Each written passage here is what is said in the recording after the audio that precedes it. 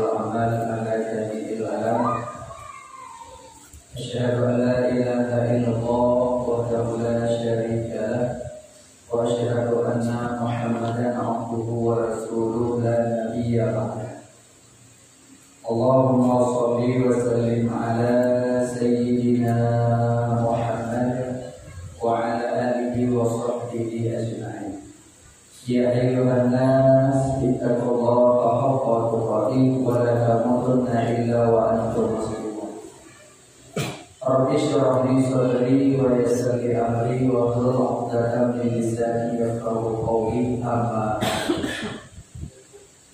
bersyukur kepada Allah Subhanahu wa Ta'ala yang mana Allah pada maghrib yang mulia ini kita masih diizinkan olehnya hadir pada tempat yang sangat mulia ini dalam rangka sama-sama kita berumuliah kepada melaksanakan sholat maghrib secara berjamaah.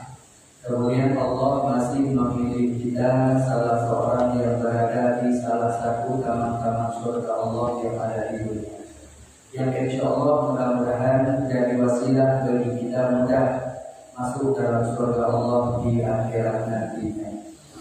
Selawat beriring salam sama-sama kita alamatkan kepada junjungan alam Nabi besar Muhammad Sallallahu Alaihi Wasallam. Mudah-mudahan kita semua diakui sebagai umatnya pantas dan layak mendapatkan syafaatnya di yaumul qiyamah nantinya. Juga rahmat dan sejahtera kepada para al dan sahabat-sahabat beliau sekalian, kepada para tabi'in, tabi'in, ulama mutaqaddimin, ulama mutaakhirin, sampai kepada ulama-ulama yang mu'tabar di sisi Allah Subhanahu wa Ta'ala. Yang mulia dan yang dimuliakan Allah, imam masjid yang kita cintai ini.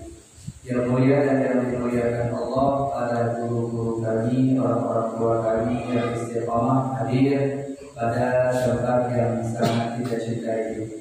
Takdim hormat kami kepada ketua DKM masjid, ketua yayasan beserta seluruh jajaran.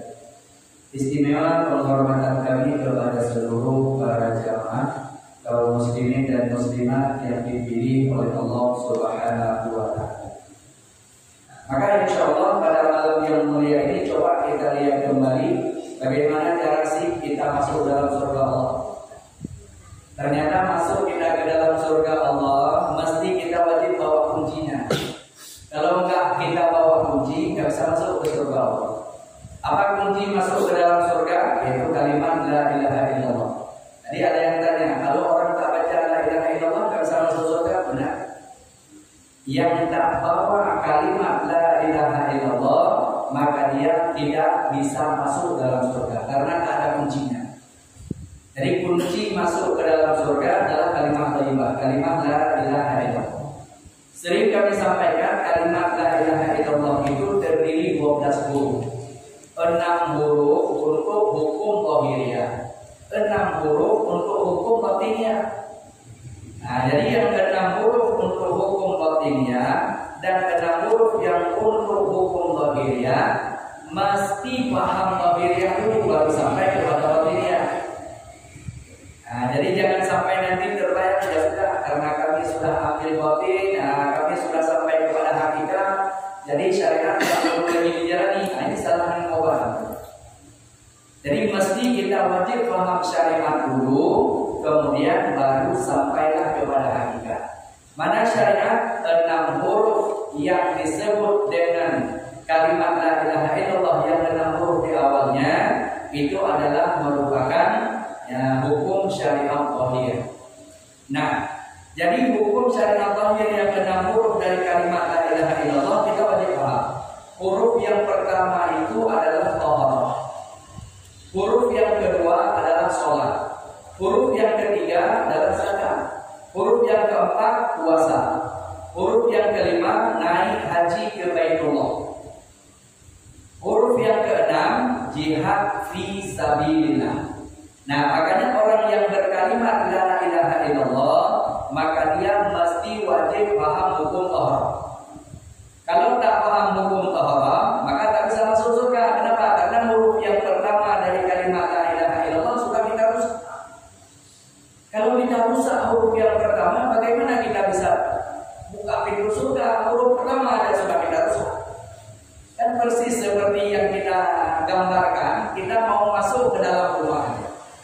contoh misalnya kunci rumah kita ada 6 giginya. Nah, ini contoh-contoh yang lebih mudah dipahami. Ada 6 gigi misalnya. 1 gigi saja yang sudah kita patahi itu tak akan bisa buka pintu rumah. Itu secara logika dunia saja.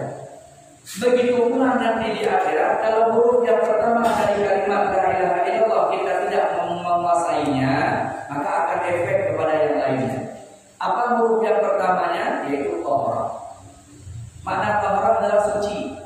Ya, suci daripada hadas, suci daripada najis. Kalau tidak suci daripada hadas, maka kita tak bisa masuk surga, karena surga tidak menerima orang yang berhadas. Surga menerima orang-orang yang suci. Tidak akan ada tempat di dalam surga orang yang berhadas. Hadas dibagi 2. Nah, ini perlu dipahami. Hadas dibagi kepada 2. Ada hadas asghar, ada hadas akbar. Hadas asghar sucinya dengan berwudu. Ini hadas kecil namanya. Nah, orang yang ingin suci dari hadas kecil mesti dia berwudu. Tapi nggak ada air tuh, nggak ada ini, nggak ada itu. Nah, maka tayammum itu untuk merusakkan sholat, bukan untuk merafahkan hadas. Nah, ini perlu untuk kita bahas dulu di awalnya. Ya, mudah-mudahan ini bisa jadi ilmu bagi kita semuanya. Sharing ilmu ini namanya. Sharing ilmu. Insya Allah mudah-mudahan kita bisa ingat kita kepada syariat, maka kita akan lebih melekat. Jadi perlu untuk kita hadirkan dalam kehidupan kita sehari-hari. Kalau seandainya kita tidak berwudu, berarti kita selalu dalam hadas kecil. Nah, yang kedua disebut dengan hadas besar. Hadas besar, sucinya hadas besar itu dengan mandi wajib. Nah, maka malam ini coba kita melihat menyangkut dengan 2 hadas dulu. Nanti sesudah kita bahas hadas, baru kita bahas najis. Karena najis dibagi 3. Ada najis muqalladhah, mukhaffafah, mutawassithah. Jadi ada 3 najisnya. Ini kita bahas dulu menyangkut dengan masalah hadas. Hadas kecil sucinya dengan berwudu. Maka wudu yang bagaimana? Yang bisa merafahkan hadas kecil. Nah, wudu yang bisa merafahkan hadas kecil atau yang bisa mengangkatkan hadas kecil ada fardunya wudu. Kalau tidak memenuhi fardunya wudu, maka wudu kita sia-sia saja. Kayak seperti kita basuh-basuh biasa aja. Nah, kayak kena air biasa saja. Yang tidak sah wudu, maka tidak sah sholat. Berarti berefeknya kepada huruf yang kedua nanti. Makanya perlu untuk sah wudu dulu. Pastikan dalam kita sehari-hari, di saat kita berwudu untuk diri kita, istri kita, anak kita, benar-benar wudunya sah. Maka perlu untuk kita pahami. Maka adapun bermula fardunya wudu itu di dalam mazhab kita Imam Asy-Syafi'i ada 6 perkara. Ini fardu wudu. Ya, ini mesti dipahami benar-benar mana yang 6 perkara tersebut. Kalau seandainya kita tidak memahami yang 6 perkara tersebut, maka wudu kita tidak sah. Nah, kalau tidak sah wudu, efeknya kepada yang lain, tidak sah sholat. Nah, jadi di saat tidak sah sholat, maka kita tak terpelihara dari perbuatan keji dan perbuatan munkar. Nah, karena janji Allah, inna sholata tanha 'anil fahsya'i wal munkar. Orang yang sholat pasti terpelihara dari perbuatan keji dan perbuatan munkar. Tapi kita perbuatan keji masih rindu, perbuatan munkar belum terpelihara. Itu bukan salahnya ayat. Bisa jadi sholat kita yang tidak sah. Bisa jadi tidak sah sholat gara-gara tidak sah wudu. Tidak sah wudu ikut-ikutan kayak seperti adik-adik di kami dulu, seperti anak-anak di kami dulu. Dia datang ke keran itu langsung dia sodorkan ujung kakinya, demiknya nggak kena. Jangan ikut-ikut, jangan berguru pada anak kecil. Kita saat ambil wudu jangan berguru pada anak kecil. Bergurulah kepada guru kita yang memahami ilmu fikih. Nah, mana yang 6 perkara tersebut? Al-awwalu yang pertama niat.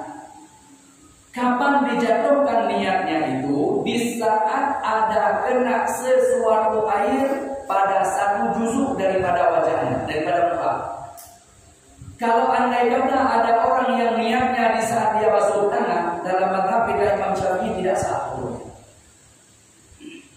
Karena dalam mazhab Syafi'i menjatuhkan niat untuk ambil wudu itu di saat membasuh mukanya. Sudah kena air satu juzuk daripada muka, maka sudah boleh menjatuhkan niat. Dengan lafaz nawaitu raf'al hadasil asghari min aqail wudu'i fardhan lillahi ta'ala. Itu lafaz. Enggak disebut lafaz pun enggak apa-apa. Niat saja dalam hatinya, sahaja aku merafakkan hadas kecil daripada anggota wudu fardu karena Allah Ta'ala. Atau sahaja aku merafakkan hadas kecil fardu karena Allah Ta'ala. Itu sesingkat-singkatnya. Sudah sah. Ya, tapi dengan catatan mesti wajib airnya kena di wajahnya. Satu duduk saja, satu suku saja. Nah, boleh di atas, boleh di samping, ya, boleh di hidung, nggak apa-apa. Yang penting sudah kena airnya di muka. Nah, maka di saat sudah kena air di wajah, maka disitulah dia menjatuhkan niatnya baru sah. Lalu di saat tadi basuh tangan, kumur-kumur, itu semuanya perkara sunnah wudu. Kalau seandainya dia niat tadi pada basuh tangannya, maka itu menghasilkan pahala sunnah. Bila dia tidak menjatuhkan niat di saat ambil wudu, di saat dia basuh muka, maka tidak sah wudunya.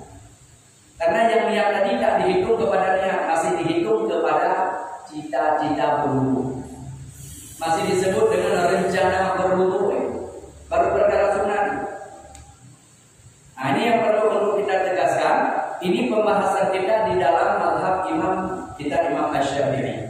Nah, yang pertama berarti yaitu niat. Nah, kemudian wasani yang kedua, ya, membasuh sekalian mukanya, membasuh sekalian kulit mukanya. Nah, mulai daripada batas muka, yaitu kiri kanan anak kecil ini. Ini anak kecil ini kiri kanannya. Kemudian atasnya tempat tumbuh rambut pada mulut. Tempat tumbuh rambut pada mulut, pada mulutnya batas tumbuh rambut orang pada mulut sampai di mana? Nah, sampai di situ. Karena ada sebahagian kita yang tumbuh rambutnya kadang-kadang kita agak lebar. Nah, itu tidak termasuk pada mulut. Yang masuk pada mulut pada umum orang tumbuh rambutnya itu di mana? Nah, itu batasnya wajah. Kemudian bawahnya itu dagu, nih dagu. Jadi wajib kena airnya pada atas tumbuh rambut pada mulut, bawah pada dagu, kiri kanan anak kecil ini. Maka wajib semuanya kena airnya. Andai kata ada tali tudungnya, apa tali tudung nih? Jambang, ini tali tudung. Nah, maka wajib disampaikan airnya sampai kepada kulitnya. Wahingkana dan jika ada tali tudungnya tebal, ya, maka wajib digemas di kusuk-kusuknya, supaya airnya sampai kepada kulitnya. Ini yang perlu untuk dipahaminya. Kenapa? Karena itu adalah masih dalam batas mukanya. Dalam batas muka, maka wajib semuanya kena airnya dan tidak boleh ada sesuatu pun yang tertegak sampai air kepadanya. Ya, maka jika tertegak sampai air kepadanya dengan sebab ada sesuatu yang bercampur, seperti kalau ibu-ibu bercampurnya dengan sesuatu yang mubalaghah. Ada istri, ada perempuan yang pakai apa namanya itu? Niqab atau apa namanya? Pokoknya sejenis itulah. Mubalaghah, mana mubalaghah? Ya berat. Mubalaghah, kalau merah, kalau hitam, pokoknya ada yang biru, ada yang hijau, pokoknya seperti itu. Ada kalau dia pejam mata hitam, kalau dia buka nggak nampak. Apa itu namanya? Itu bukan. Itu sama yang ibu lagi katanya. Kalau mau apa nggak tahu. Nah, kalau seandainya di saat dia basuh mukanya mubalaghah, maka basuh yang pertama itu tak dihitung. Tidak dihitung itu. Karena kenapa? Karena itu airnya bukan air yang mutlak lagi. Karena air sudah bercampur dengan sesuatu yang memang terkala itu suci, tapi tidak boleh air itu dijadikan sebagai membasuh wajah yang menjatuhkan niat. Jadi basuh yang pertama itu untuk membersihkan itu, kemudian baru basuh yang kedua itu baru menjatuhkan niat. Bila dijatuhkan niat pada basuh pertama, sementara air yang bisa dibasuhnya itu bukan air mutlak, maka maka tidak jatuh kepada hitungan basuh muka yang menjatuhkannya. Nah, makanya ini termasuk perkara yang perlu untuk kita berhati-hati, karena sedikit saja kepleset besar sekali efeknya. Tidak sah wudu, tidak sah sholat. Tidak sah sholat, efeknya di akhirat. Satu sholat tidak sah, di akhirat dibahas dalam kitab Tauhid Darussamin, masuk neraka 10 tahun akhirat. Itu di akhirat nantinya. Di akhirat masuk neraka bagi orang yang tidak sah satu waktu sholat. Waktu sholat. Apalagi dia tidak dengan sengaja dia tidak sholat. Kalau dengan sengaja dia tidak sholat, itu kena denda berlapis namanya. Kena hukuman ganda. Sudah hukuman tak sholat, hukuman dengan sengaja meninggalkannya. Ini kena pasal berlapis di akhirat nanti. Bukan di dunia saja pasal berlapis, akhirat juga ada pasal berlapis. Makanya hati-hati, jangan sampai kita lengah. Gara-gara kenapa? Gara-gara bisa lengah kita, bisa lalai kita pada saat mengambil wudu. Nah, ini yang kedua, membasuh wajah sampai batas yang sudah ditentukannya. Dengan tidak boleh sesuatu yang tertegah sampai air kepadanya.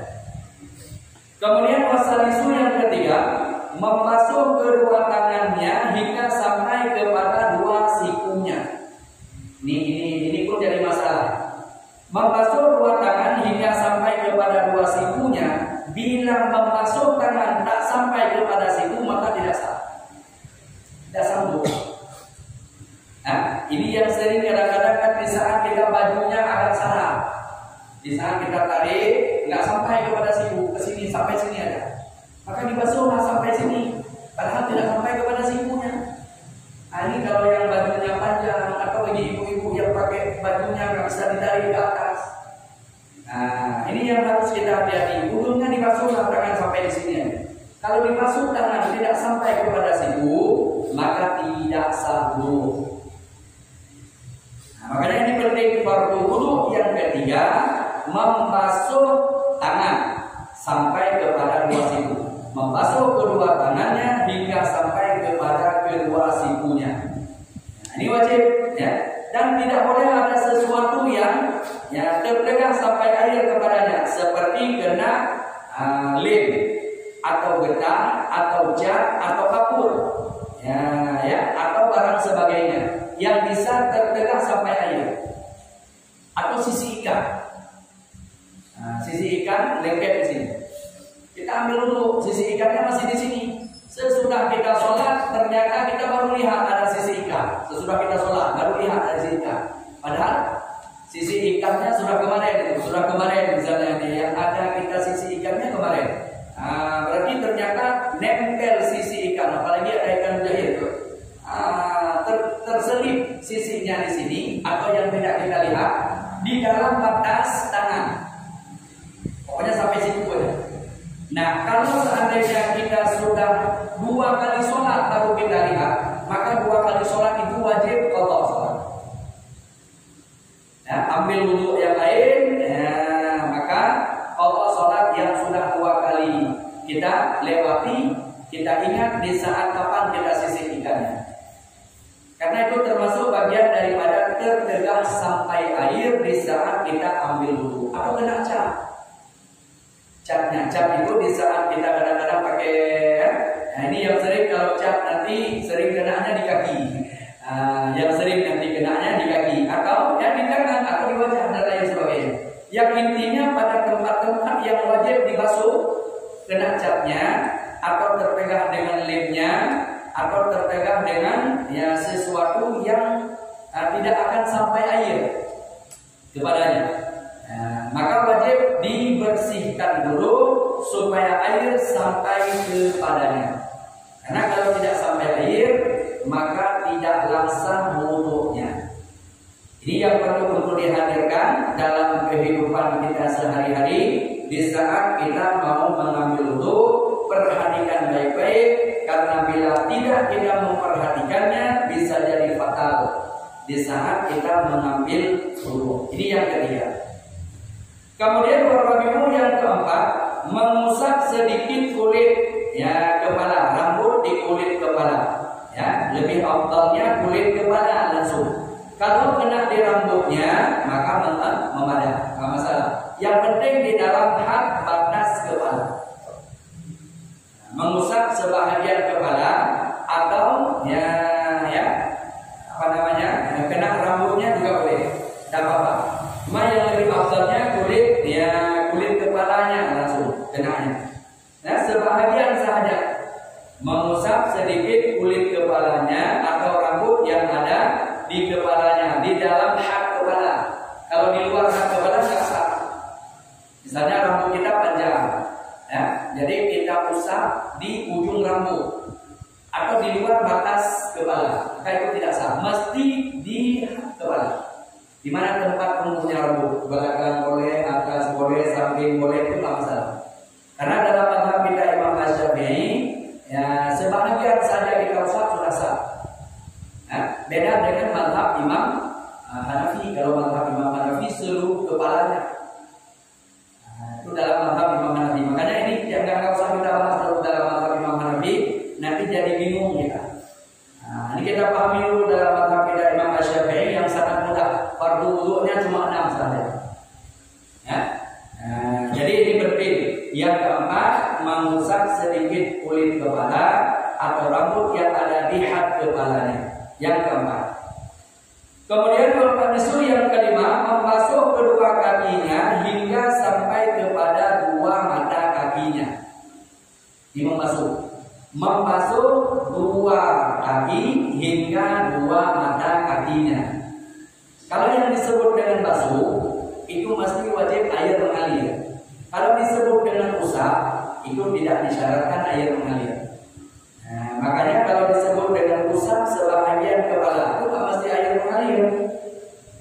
Tapi kalau disebut dengan membasuh muka, membasuh tangan, membasuh kaki, itu airnya mengalir. Makanya syarat membasuh airnya mengalir. Jadi dalam arti air mengalir tidak boleh diusap.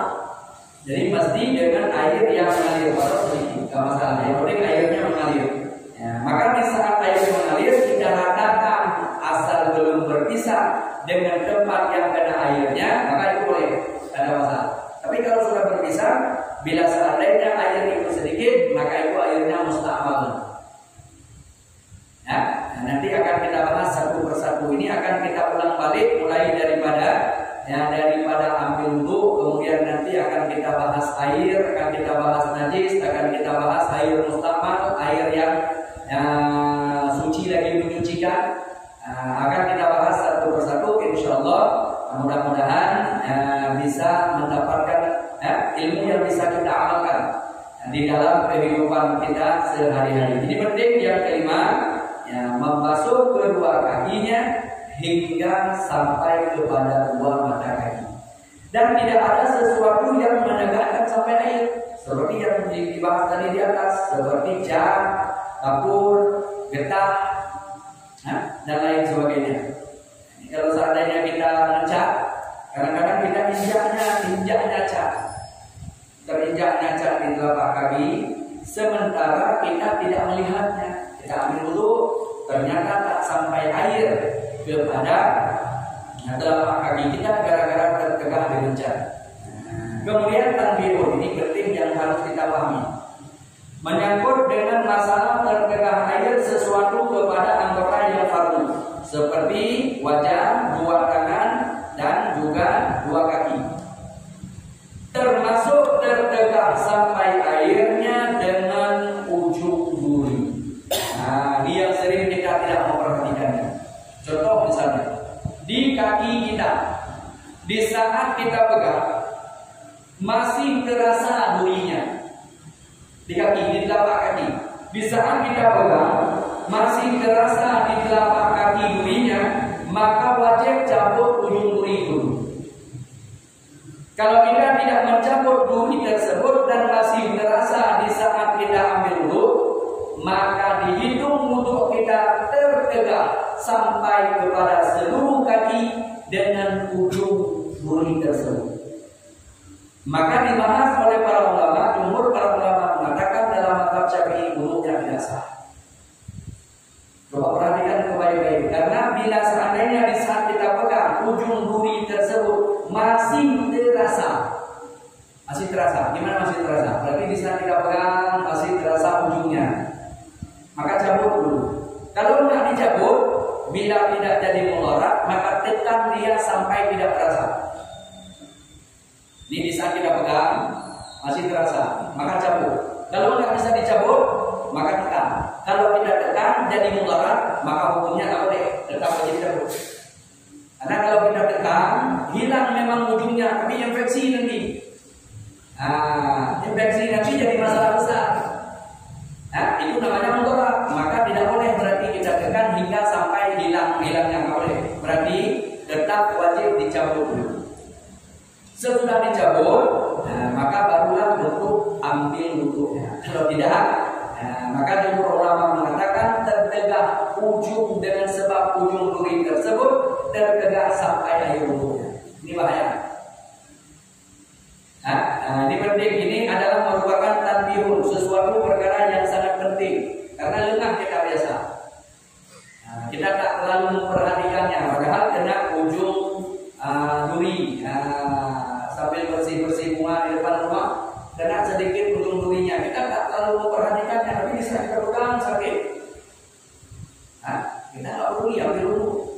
Dengan catatan ujung duri tersebut lihat batas-batas ambil dulu, seperti yang tahunya di kaki, di tangan atau di wajah.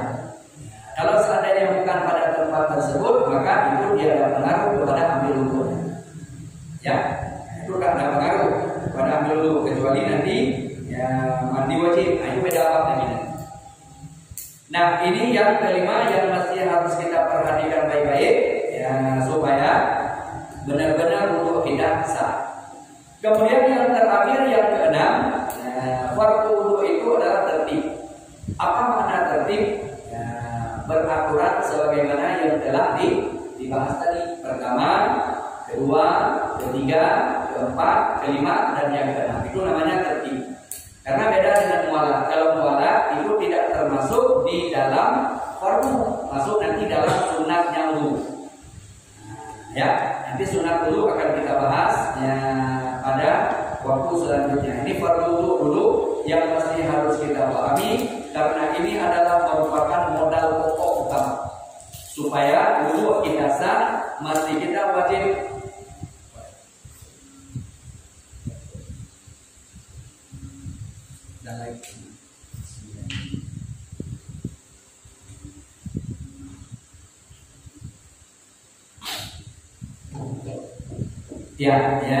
ini adalah yang keenam yang disebut dengan tertib. Apa makna tertib? Yaitu peraturan seperti yang telah dibahas. 1, 2, 3, 4, 5, 6 itu adalah merupakan fardunya wudhu. Maka bila seandainya yang 6 perkara ini sudah kita pahami, dan di saat kita ambil wudhu yang 6 ini benar-benar kita jaga, maka insya Allah tidak bermasalah, wudhu kita tetap sah. Menyangkut dengan masalah yang lain, masuk dua telinga, kumur-kumur, masukkan air ke hidung dan lain sebagainya, itu adalah perkara sunat. Insya Allah nanti ke depan akan kita bahas menyangkut dengan sunatnya wudhu. Ada 28 sunat wudhu. Insya Allah nanti ke depan akan kita bahas. Jadi ini fardu wudhu dulu. Maka pegang dulu fardu wudhu ini, kita pahami dulu fardu wudhu ini, maka insya Allah wudhu kita sah. Makanya andai kata di waktu-waktu yang kepepet airnya sedikit, maka kita bisa berwudhu dengan air yang sedikit.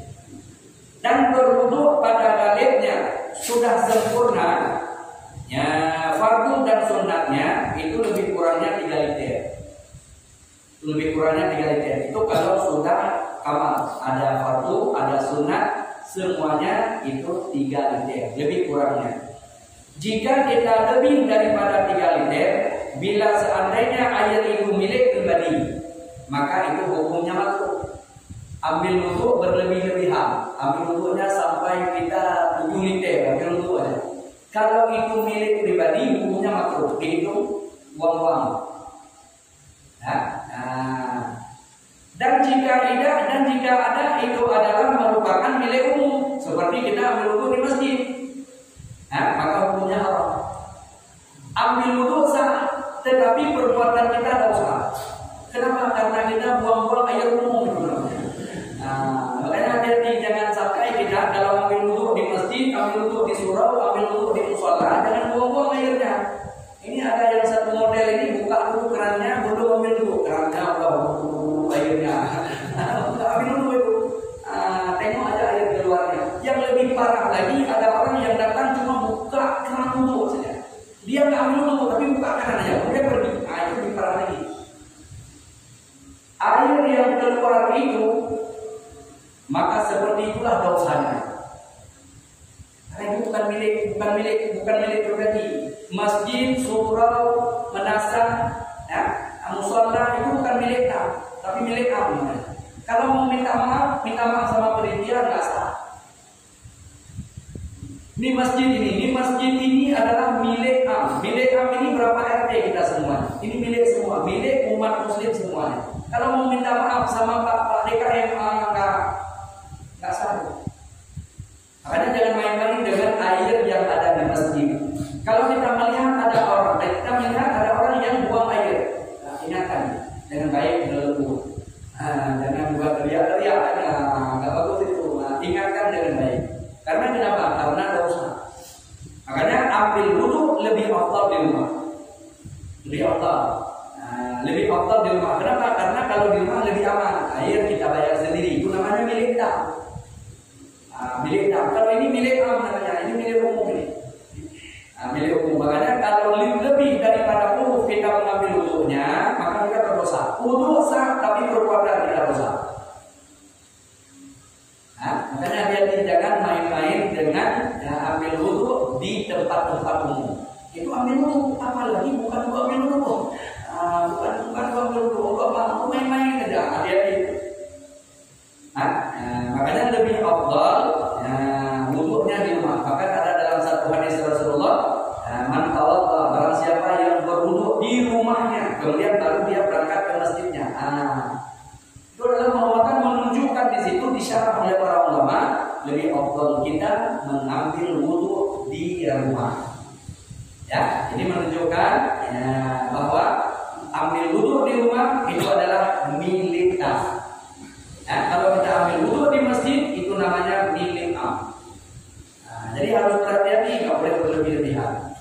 Kalau di tempat-tempat umum, mesti di masjid, di surau, di musola, di menasah dan lain sebagainya. Jadi tidak boleh kita main-main dengan air pada tempat umum. Nah, ini perlu untuk kita hadirkan supaya kenapa? Supaya kita lebih menjaga, lebih kita berhati-hati.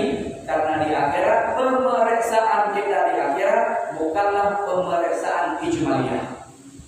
Akhirat nanti pemeriksaannya bukan ijmali, tetapi pemeriksaan akhirat adalah pemeriksaan tafsiliyah. Sangat mendetail pemeriksaan akhirat, sangat rinci.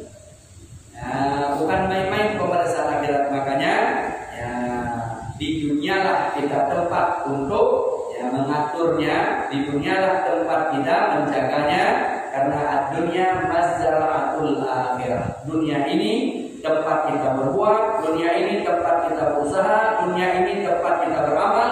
Nanti akhirat terima apa keputusan yang kita kerjakan ini. Apa yang kita kerjakan, itulah keputusannya, terima nanti di akhiratnya. Inilah pembahasan kita pada malam yang mulia ini. Sebelum kita tutup dengan doa, masih ada waktu. Kita beri kesempatan kepada saudara-saudara kita, saudara kita yang ingin bertanya. Kalau seandainya kami bisa menjawab, insya Allah kami akan menjawabnya. Kalau seandainya kami tak bisa menjawab, kita tanya kembali kepada guru-guru kita yang mulia. Ada yang ingin bertanya? Ya, silakan. Itu yang perkara wudhu tadi, Pak Ustaz. Antara tadi ada sesi ikan, ada duri, itu kan bisa tidak sahkan wudhunya. Ya. Apalagi kalau yang punya tato di tangan, wudhunya tetap sah apa tidak itu, Pak Ustaz? Ya. Menyangkut dengan masalah tato, itu tato ada dua model tato. Tato yang zahir dengan tato yang batin. Mana tato yang batin? Tato yang batin itu yang sudah disuntik ke dalam kulit. Yang timbul ini tetap kulit lahir, cuma warnanya karena sudah dimasukkan tinta ke dalam. Maka tato yang seperti demikian itu sah wudhunya dan sah mandi, nggak apa-apa. Cuman orang yang buat tato dan yang tukang tatonya adalah dosa. Makanya kalau mau buat bisnis jangan bisnis tato. Kalau mau buat bisnis, aku buka usaha buat tato, nggak boleh. Kalau kita orang Islam nggak boleh itu. Yang buat dan yang suruh buat itu dua-duanya berdosa. Ya, apalagi ada buat tatonya bagi ibu-ibu, tato alis lah, tato sulam, macam-macam lah. Saya nggak tahu ini namanya kan. Hati-hati. Ya, kalau seandainya kita yang menyuruh buat juga dosa, yang buat juga dosa. Jadi kalau yang timbul itu tidak sah. Yang timbul itu model tatunya orang-orang kaya, tatunya para artis. Hari ini naga, besok sudah kucing. Ya kan? Besok lagi ada yang lain laginya. Kenapa? Karena tato mereka tato tempel namanya. Jadi hari ini cicak di sini. Besok sudah naga di sini. Ya kan? Jadi itu tatonya, itu tato tempel, itu tidak sah. Kalau seandainya di tempat atas lo, mau tahu di sini misalnya, ini ada apa namanya ini, ada bermacam-macam lah. Nah itu tato tempel. Kalau tato tempelnya itu tertegak sampai akhir. Tapi kalau tato yang disuntikan ke dalam dagingnya hingga timbul warna hitam, merah dan lain sebagainya, itu karena disuntikan ke dalam, karena kulit tidak dipis, maka keluarlah warnanya. Tapi kalau dipegang di atas, ini tetap masih kulit asli. Kulit lahir namanya. Maka kulit lahir itu tetap sah. Karena hukum syariat ini nahnu bisa wahir. Yang lahirnya kulit asli bukan? Kulit asli. Kalau kulit aslinya masih sah. Tapi kalau yang tempel tato itu, yang tatonya tempel, itu enggak, karena timbul dengan yang lain. Jadi tertegak sampai air dengan tato yang ditempel. Itu harus buka dulu, kayak seperti kita, istri kita yang pakai apa namanya, yang di kukunya dicat itu. Kotek. Kotek atau kotek? Kotek tercegah apa namanya? Nggak tahu beda namanya. Itu termasuk sesuatu yang mencegah sampai air. Apalagi sekarang lebih parah lagi, nggak lagi warna, nggak lagi yang warna hitam, kuning, hijau, nggak lagi warna clear, warna seperti warna kuku. Padahal itu sudah ditempelkan atau sudah dicat di atas. Warna bening namanya. Warna bening diteteskan di atas kukunya, itu warnanya warna bening. Bening itu juga tertegak sampai air kepada kukunya yang asli. Memang tidak nampak yang lain, tetap nampak kukunya, cuma mengkilat saja. Mengkilat dengan sebab diteteskan yang putih tadi, yang bening tadi. Maka itu tertegak sampai air, hati-hati. Tertegak sampai air, maka juga tidak sah wudhu. Ini yang sangat kita takutkan. Ya, kalau yang biru, hitam, merah sudah nampak, langsung kan merah, tertegak sampai air. Tapi kalau yang bening, kukunya nampak seperti kuku biasa, cuma sudah mengkilat. Mengkilatnya sudah luar biasa karena sudah diteteskan yang tadi. Yang diteteskan itu akan tertegak sampai air, itu hati-hati. Maka bila tertegak sampai air, jangankan segede itu, ujung duri saja tidak sah. Kira-kira jelas ya? Jadi kalau istri tidak sanggup, siapa yang tanggung jawab? Masuk neraka suaminya. Istri yang tidak sanggup, suami masuk neraka. Dia itu. Gara-gara istri tidak sanggup, tidak sah sholat. Tidak sah sholat istrinya karena tidak sanggup. Di akhirat nanti di saat di sidang, istri ngomong, hari ini kita panggil dia sayang, kita panggil dia adik, kita panggil dia neng, kita panggil pokoknya dengan bahasa-bahasa manja. Di akhirat, di saat divonis dia masuk neraka gara-gara tidak sah sholatnya, dia berdiri di hadapan kita. Dia ngomong di hadapan Allah, ya Allah, si malun ini ya Allah. Si malun dia ngomong ke kita. Masa di dunia dia tidak pernah menyampaikan kepada saya bahwa ini tidak sah wudhunya. Dia tidak pernah menyampaikan kepada saya tentang ilmu wudhunya. Dan dia tidak pernah menyuruhkan saya untuk belajar pada guru. Dikiranya sudah seperti ini aja. Hari ini kau polis aku masuk neraka ya Allah, aku tidak terima. Gara-gara dia aku masuk neraka, aku tidak terima. Kita yang diseret ke neraka. ra'iyati kita, karena kita ini adalah pemimpin. Kullukum ra'in wa kullukum mas'ulun 'an ra'iyati. Ya, pemimpin akan bertanggung jawab atas apa yang kita pimpin. Pertama yang kita pimpin adalah keluarga, istri, anak, itu adalah di bawah tanggung jawab kita semua. Ya, kira-kira jelas ya? Insyaallah. Masih ada waktu? Masih. Oh ya, silakan. Waalaikumsalam warahmatullahi wabarakatuh. Mengenai pasalnya wudu.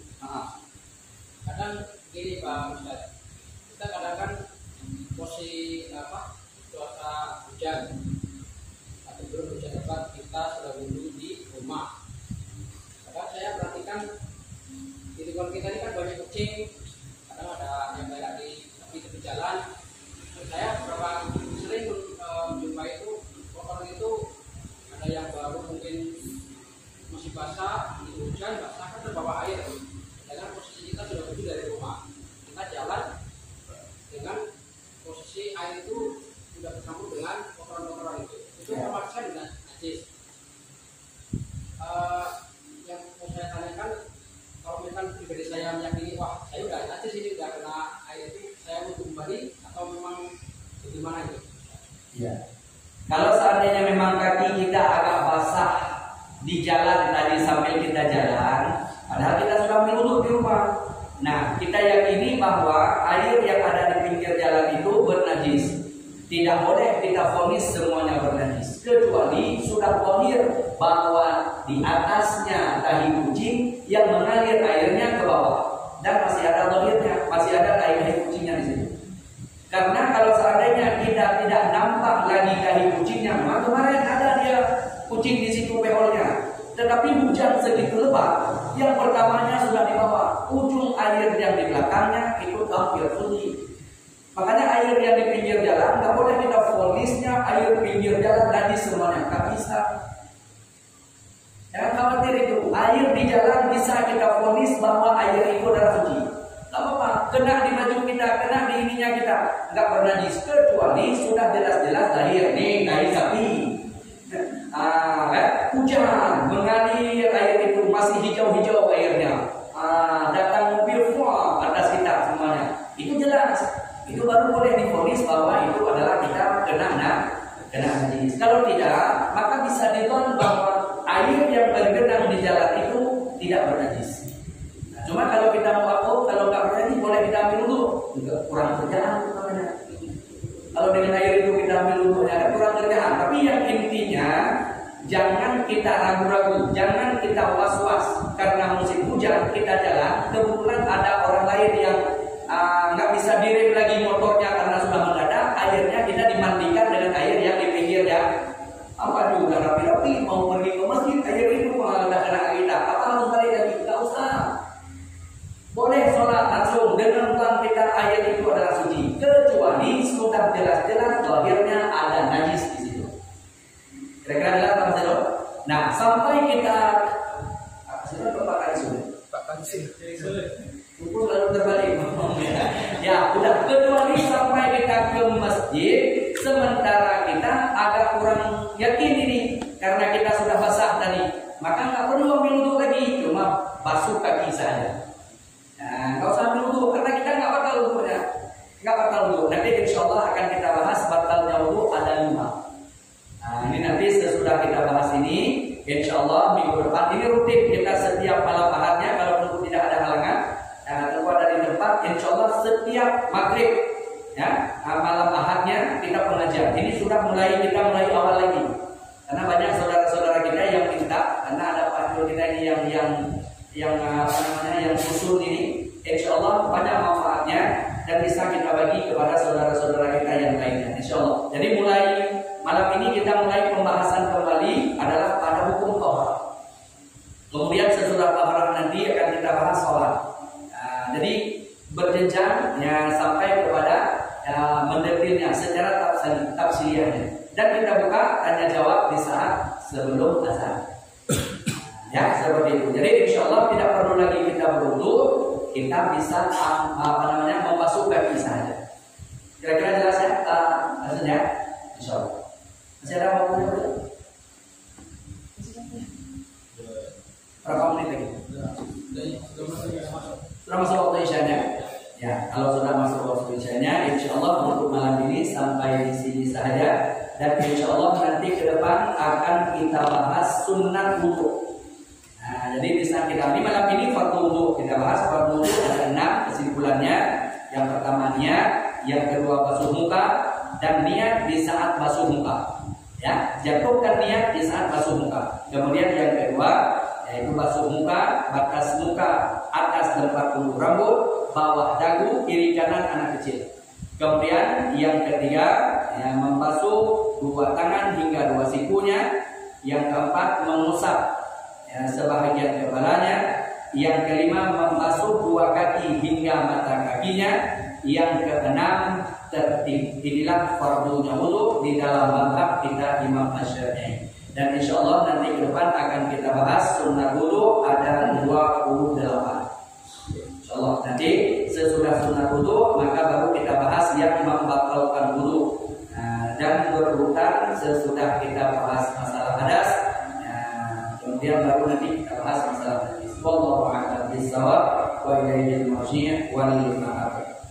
A'udzubillahi minasyaitonir rajim. Bismillahirrahmanirrahim. Alhamdulillahirabbil alamin wassalatu wassalamu ala asyrofil mursalin sayyidina Muhammad wa ala alihi wa sahbihi ajma'in. Allahumma inna nas'aluka salamatan fid din wa 'afiyatan fil jasadi wa ziyadatan fil 'ilmi wa barakatan fil rizqi wa tawbatan qabla al-maut wa rahmatan 'inda al-maut wa maghfiratan ba'da al-maut. Allahumma hawwin 'alaina fi safaratil maut wa najatan minan nar wal 'afwa 'inda al-hisab.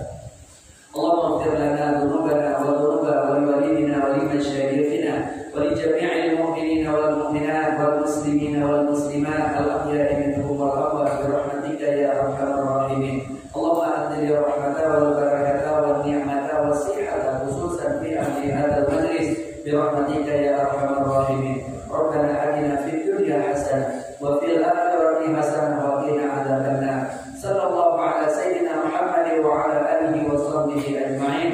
سبحان ربك رب العزة عما يصفون وسلام على المرسلين والحمد لله رب العالمين. تقبل الله منا ومنكم تقبل يا كريم. Terima kasih. Wabillahi taufiq wal hidayah. Assalamualaikum warahmatullahi wabarakatuh.